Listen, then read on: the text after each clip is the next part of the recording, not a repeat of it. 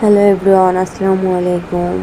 সবার কি অবস্থা, কেমন আছেন? আজকে আমরা পেয়ারা মাখাবো, এই জন্য পেয়ারা দুধটা ভালো করে পরিষ্কার করে দিয়ে নিলাম। এরপর পেয়ারাগুলো কুচি কুচি করে কেটে নিলাম। কেটে নেওয়ার পরে একটা পাত্রে এগুলো রেখে দিলাম। তারপর লবণ দিয়ে দিচ্ছি, এরপরে ঝাল কুচি দিয়ে দেবো।